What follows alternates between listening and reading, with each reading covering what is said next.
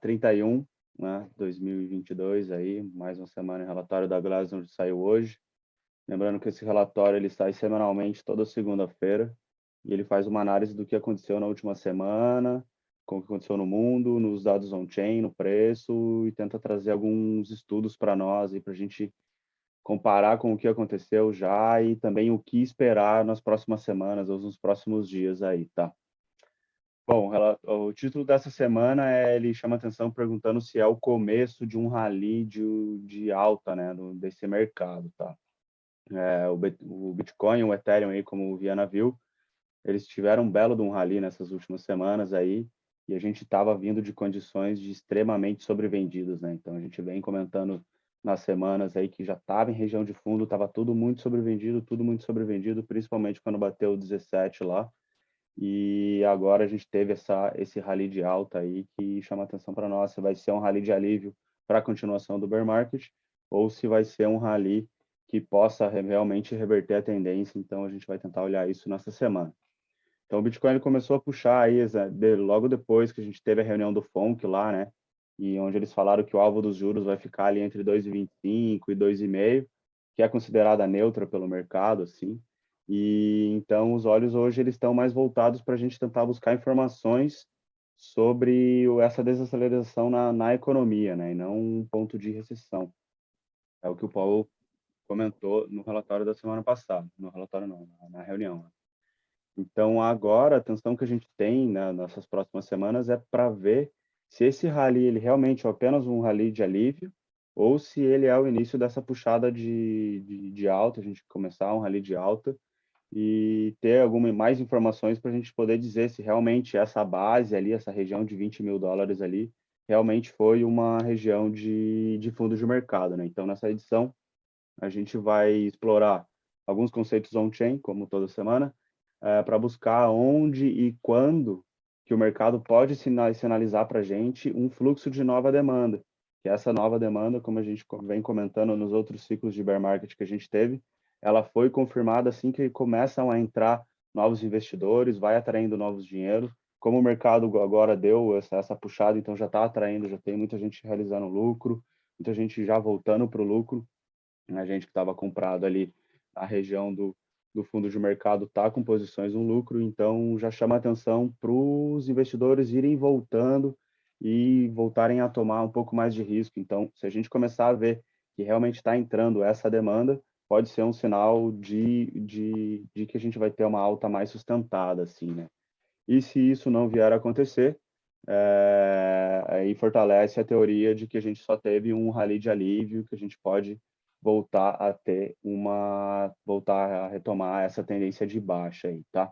Então, na semana 31 aqui, a mínima foi lá nos 20 mil e depois a máxima lá batendo nos 24, agora a gente já recuou um pouquinho mais, mas é essa semana 31. Então, vamos partir para o primeiro indicador, ele é justamente sobre essa questão de demanda, né? Então, genericamente falando, uma entrada nova de demanda nas redes blockchain, elas são esse sinal de umas altas sustentadas justamente pelo uso da rede, né? Então, tem novos investidores entrando, então o blockchain ele tem um pouco mais essa questão de demanda, assim, tá bem relacionada com o comportamento do preço, tá?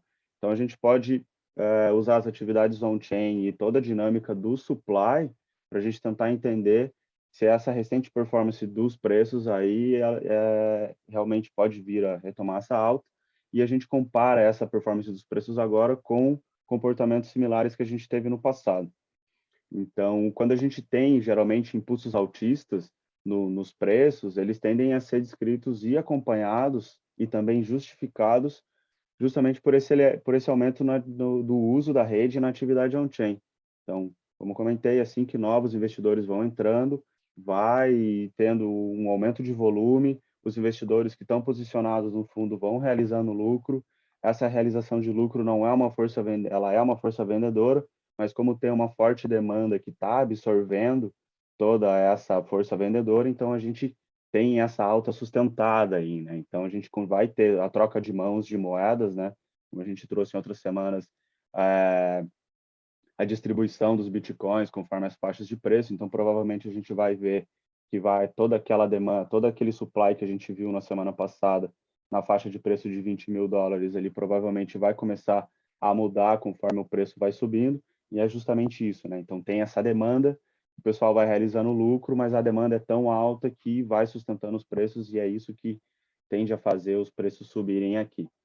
E o oposto é verdadeiro, né? Então, quando a gente tem impulsos baixistas, a gente tem uma tendência de ver uma queda na atividade on-chain, que ela geralmente é violenta e rápida, né? Então, por isso que os bear markets, eles são rápidos e eles também demoram um tempo para se recuperar, porque o supply que estava todo nas mãos dos especuladores, ele começa a sair e vai entrando na mão, vai indo para a mão dos investidores de longo prazo, os investidores que têm mais convicção, e essa absorção ela é mais demorada, assim, até o mercado se acalmar. Esses investidores de longo prazo também irem, vão esperando, vão esperando, vão esperando até a gente ter todas essas capitulações, que é o caso que a gente teve da Terra Luna, a capitulação dos long term holders e dos mineradores também. Então, a gente chegou a bater os 17 mil, então é uma região que, como a gente viu nas outras semanas, os investidores, né, os participantes do mercado eram basicamente só os long-term holders e alguns mineradores, mas ambos os long-term holders e os mineradores também capitularam, tá? E foram eles que levaram esse preço aos 17 mil, como a gente viu nas outras semanas. Então, nesse gráfico aqui, a gente pode ver o número de endereços ativos, né, que é justamente essa demanda, né, a quantidade de movimentação que a gente tem na rede. Então, quando a gente tem esses canais verdes aqui, né, que a gente está num bull market, então ele chama atenção bem para isso, que a gente tem uma entrada, um fluxo de entrada de nova demanda. Então, como a gente comentou, o preço vai subindo, os investidores que compraram no fundo vão realizando esse lucro, essa nova demanda vai só aumentando, e então a gente tem esse número de endereços ativos bem alto. E assim que a gente tem uma perda nessa convicção, que começa a ter esse início de bear market, a gente tem essa queda drástica aqui, né? Que é isso aí, né? A destruição na demanda. Então, a gente não tem mais aquela demanda compradora, então os preços vão caindo, a atividade on-chain vai caindo junto e os preços vêm junto, tá? Então, a gente tem essa queda rápida e forte aqui. Ele chama atenção para nós aqui que a gente teve, né? Então, em outubro, novembro, a gente teve a máxima histórica do Bitcoin, mas quando a gente olha esse número de endereços ativos, né? Essa demanda na atividade on-chain, a gente teve um topo mais alto um topo mais baixo do que o anterior, né? Então, a gente tem aqui uma certa divergência nesse quesito que já apontava para nós que essa alta aqui, ela provavelmente não seria sustentada e não deu outra, né? A gente tem esse bear market. E agora a gente está nesse canal de baixa aqui de demanda, né? Então a gente chegou a ter um aumento na demanda aqui nessas últimas semanas, mas a gente ainda continua dentro desse canal de alta aqui. Então a gente precisa esperar um pouquinho mais para ver se essa demanda, esse fluxo, né, de novos endereços vai aumentar, e se isso vier a aumentar, a gente pode ter um sinal dessa alta sustentada, ou se isso voltar a cair, então a gente pode ter esses preços, o preço pode continuar caindo, tá? Partindo para o próximo indicador aqui, seguindo mais ou menos no mesmo conceito, esse é o indicador do número de transações por segundo, né? Que é justamente isso, né? A demanda, né? Então, ele traz o mesmo sinal aqui, né? Então, quando a gente tem essa demanda subindo, os preços estão subindo. Quando a gente tem essa demanda sendo completamente destruída, a gente tem esses inícios de bear markets aqui, tá?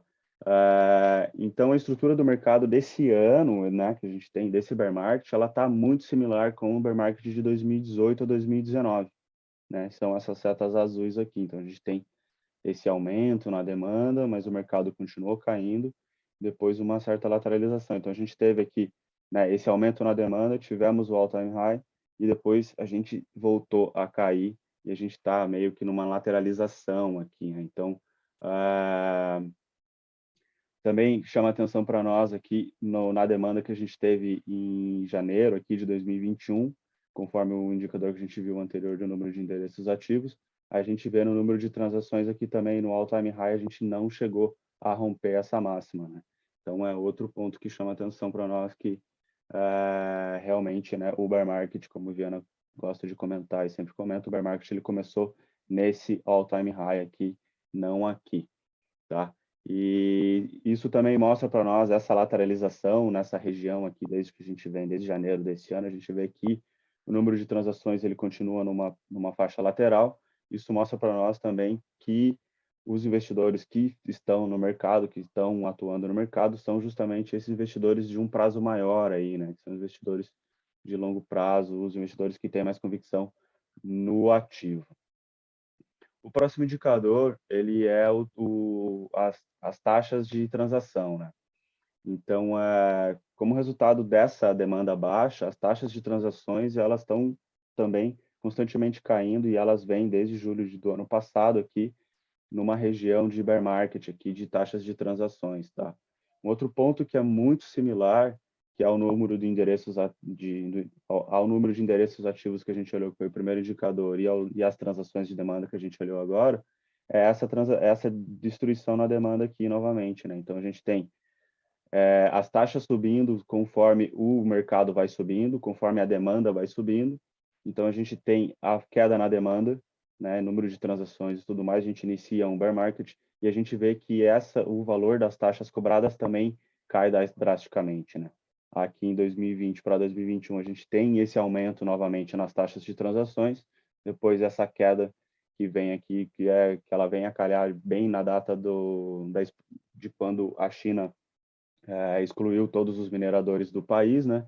Então, desde então, a gente vem com essas taxas de transações aqui nesse mesmo terreno. Então, tivemos máxima histórica novamente, mas essas taxas não chegaram a subir justamente porque a demanda não era alta assim, né? Então, outro ponto que chama atenção para nós aqui, que a gente precisa, né, esperar para confirmar que realmente a gente está virando essa tendência, como a gente comentou, é o número de endereços ativos voltar a subir, né, o número de transações voltarem a subir, mas o que é mais sensível aqui é as taxas de transações, né? Então, se a gente vê que essas taxas de transações elas realmente derem um pico aqui e voltarem a subir, então esse vai ser provavelmente o sinal mais rápido que a gente vai ter, o sinal mais sensível que pode trazer para nós que realmente essa demanda está subindo, tá? Uma coisa que ele chama atenção para nós, que um número de taxa aqui, é que hoje a gente está com 13 mil bitcoins por dia sendo, né, pagos aos mineradores, então esse valor ele teria que ser acima dos 30, alguma coisa assim, para a gente voltar a ter poder dizer que essa alta ela está sendo de uma forma mais sustentável, assim, tá?